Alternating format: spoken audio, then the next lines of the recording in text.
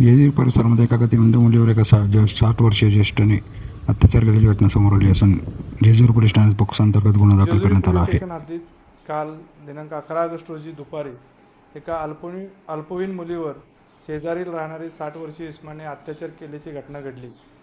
सदर घटनेची माहिती मिळताच पोक्सो कायद्याअंतर्गत गुन्हा दाखल करण्यात आलेला आहे. तसेच घटनास्थळावरून पळून गेलेला आरोपी याचा शोध घेऊन त्याला ताब्यात घेण्यात आले. त्याला अटकही देखील करण्यात आलेली आहे. सदर गुन्ह्याचा तपास हा वरिष्ठांच्या मार्गदर्शनाखाली सुरू आहे. गुन्ह्याचा दर्जेदार तपास करून आरोपीविरुद्ध भरपूर पुरावा गोळा करून लवकरच चार्जशीट दाखल करण्यात येणार आहे व आरोपीला कठोर शिक्षा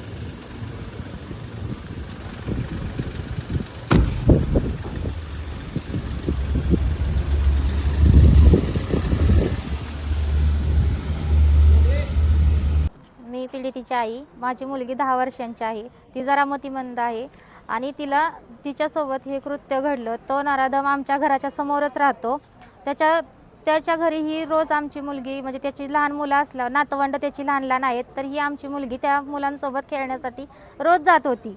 आणि नंतरनं ह्या नराधमाने तिला एक दिवशी असंच बोलावून घेतलं. कालच्या दरम्यान 12:30च्या दरम्यानची ही घटना घडलेली आहे. तर त्याने तिला बोलावलं आणि तिला म्हणला, चल सीताफळच्या बागेत आपण सीताफळं घेऊन येऊया. तर माझी मुलगी त्यांच्या पाठीमागे हसत हसत गेली आणि तिला नंतरनं ह्यानी पकडलं आणि त्याच्यासोबत वाईट कृत्य करू लागला. तर मला असंच वाटतं की आज दुसऱ्या मुलीसोबत माझ्या मुलीसोबत झालं ते दुसऱ्या मुलींसोबत कधी होऊ नये म्हणूनसाठी मला असं वाटतं की ह्याला कायद्याने कडक शासन करावं आणि त्याला फाशीची शिक्षा द्यावी, एवढीच माझी अपेक्षा आहे. मी पीडितेचा वडील आहे.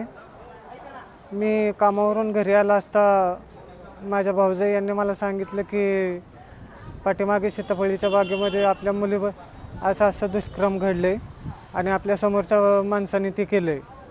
त्यानंतर मी त्याच्या घरी गेलो त्याला शोधायला. तो घरी नव्हता. नंतर आम्ही माझ्या बायकोला बोलवून घेतलं, माझ्या भावाला बोलवून घेतलं, बहिणीला बोलवून घेतलं. त्यानंतर आम्ही सगळे जेजुरी पोलीस स्टेशन इथे आलो, कंप्लेंट केली. त्यानंतर जेजुरी पोलीस स्टेशनचे पोलिसांनी त्याला पकडून आणलं. नराधमाला फाशी शिक्षा व्हावी आणि असं कुठल्याही मुलीबद्दल होऊ नये. माझी मुलगी मतिमंद आहे, तिला काहीही कळत नाही. तिला कसल्या तरी बहाणा करून त्यांनी शेतात बोलवलं आणि दुष्कर्म करण्याचा प्रयत्न केला.